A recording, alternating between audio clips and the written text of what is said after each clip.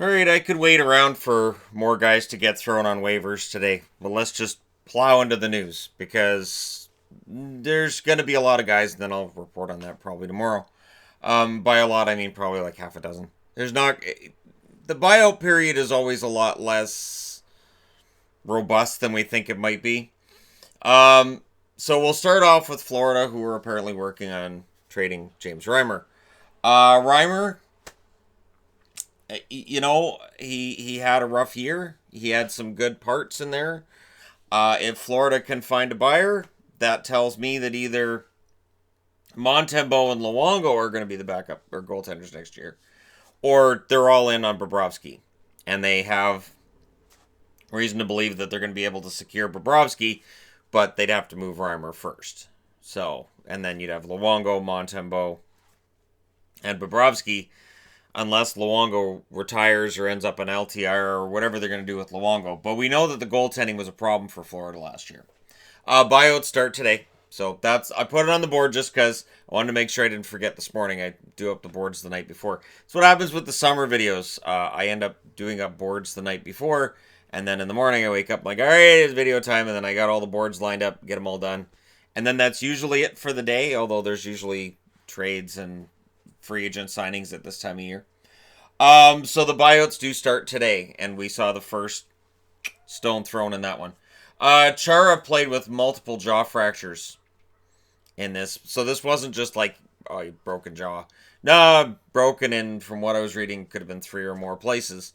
He had two plates, screws, and some wires holding it all together when he played in the finals. So if you heard him trying to talk and your opinion was, "Please, Chara, stop," you're right, 100%. Brad Marchand was also asked about the bad line change that led to the 2-0 goal for St. Louis. That was the backbreaker, 100%. It was scored with 8 seconds left in the first period, and those goals are killer. It's an unwritten rule in hockey that the goals in the first minute of the period, the last minute of the period, those are the ones that really, really hurt. And first minute of the period, look at the Vegas series against San Jose, and when they were able to get goals in that first minute against San Jose and against Jones, how those games went. So first and last minute goals are huge. And Marchand said he was tired. He didn't see what was going on in the play. We know, he didn't see what was going on with the play. That's how the goal ended up happening. Andrew MacDonald is on waivers, so the Philadelphia Flyers are the first team. These guys are the first team to decide that the waivers is going to get used.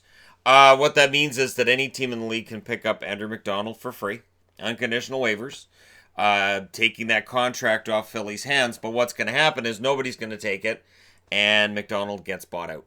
So once he's cleared waivers through the entire league, gets bought out. So you're going to see a number of names on waivers over the next few days. That's what it's about. This kind of I was listening to this interview yesterday. J.P. Barry was asked about it, and I debated about whether or not to report on this. So I'm going to throw this into this video and just be done with it. The Canucks are likely to bid on either Tyler Myers or Jake Gardiner. Tyler Myers is right now. It looks to me like he's going to get so overpaid this summer. If he hits the unrestricted free agent market, he's a big physical defenseman, still relatively young, and seen as having all the tools. He is going to be really expensive. I really have a feeling that he's going to be one of those guys that teams really regret later.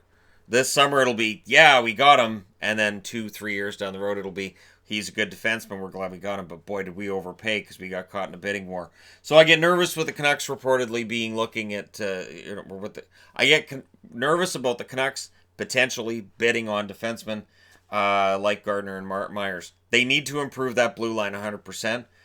Don't overpay these guys. If they get them on a reasonable cap hit, one or the other, I'm assuming not both, then great. If they get both, then good luck re-signing Pettersson. They're going to be up against the cap by the time his contract comes up. So that's just an interesting thing, and it felt to me kind of like J.P. Barry was kind of being led into it. Like, do you expect Vancouver to make an offer? And he goes, yep. So when you see that in the news, and you see, oh, that connects on, not officially. It's just, do you expect them to be? Yeah, we do. And he basically says, for defensemen looking for a top 4 role in the NHL, Vancouver's a good spot, meaning their defense isn't very good, so that's that double-edged sword.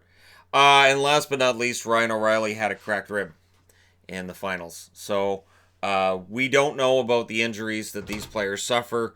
We know now about what Chara was going through and O'Reilly was going through. It comes out during the summer just how many players were playing hurt.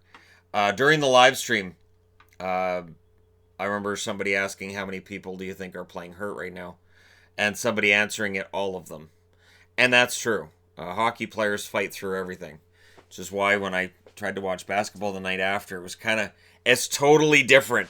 Totally different. Oh, my knee's buggered. I have to leave the game. You have to take the free throw. You're out the whole game. Fine, I'll take the free throw. And then he seemed fine. And I'm like, oh, okay. All right. It's just, all right. Hockey players, it's just, what? My jaw's broken? Wire it shut. I'm going back to the bench. And I used that term even though it wasn't wired shut. It had 2 plate screws and some wires in his mouth. So, what a warrior. All right, so there you go. More proof that hockey players are probably the toughest of all. Aussie rules football might be the exception in that, but you guys can let me know what you think in the comment section below. Don't forget to hit like and subscribe if you're browsing your way through. You just happened upon this video. And who do you think is going to get bought out the next few days? Let me know in the comment section below what you think about that. And I'll talk to you again soon.